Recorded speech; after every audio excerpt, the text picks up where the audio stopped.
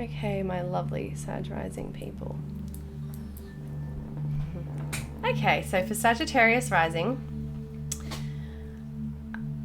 for Sag rising, this is your first house. So the first house is our identity, who we are, can be our appearance, how we present ourselves, how we show ourselves, what we want to put out to the world, how people first see us, all that stuff about identity and who we are.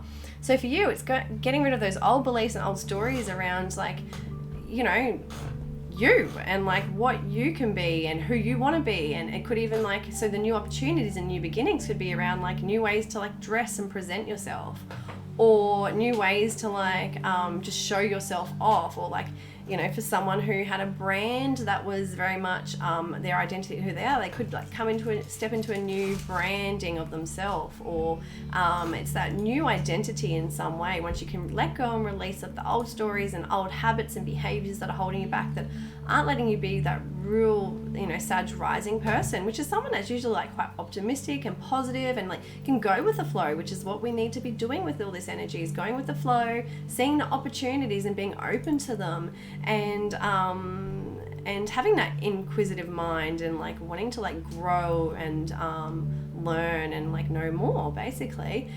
So any old stories that are holding you back, where you're, you know, it can be even this, you know, where you're not good enough, where you think, you know, people will think I'm weird if I show myself this way or that way, or anything around that sort of stuff too.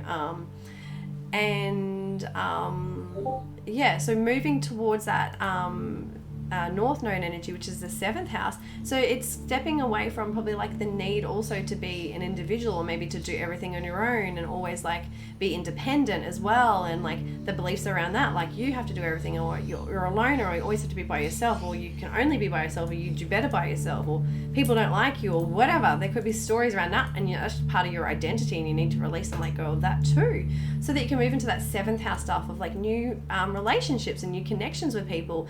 And basically that's what it is, new relationships, being able to move into new relationships, new ways of connecting and communicating in relationships, and having relationships with others, new growth in relationships. That's what you're moving towards. So moving away that independence and moving towards relationships. You still need to be that, you know, everyone needs to be their independent self and have their identity, but not be stuck in that identity of like, it has to be me and only me, but moving towards the fact that we can have relationships and we can all benefit from relationships when we have them, healthy ones in our life.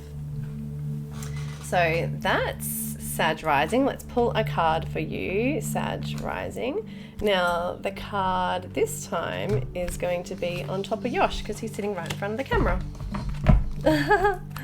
So Sag rising. It's just a black surface now. The wood is gone. There's my fluffy Yosh. Oh! Okay, so the card for you, I don't think it's going to sit on, oh, there we go. Can you please hold that, Yosh? Thank you. Sliding. Solar plexus chakra. It is safe for you to be powerful and take charge of your life in a positive ways. So the solar plexus chakra is all about our like, power in our like solar plexus, and like being able to really step into like our creative true self, and step into like what our gut feels is like true for us, and our intuition when it comes from there as well is like really important, like trusting that gut instinct. Focusing on being in your power, basically. So maybe it's, you know, something like you can still be your powerful self, be the individual and all that you want to be. And you don't have to get lost in relationships. You can have those healthy relationships and new ways of having relationships too when you get rid of those old beliefs.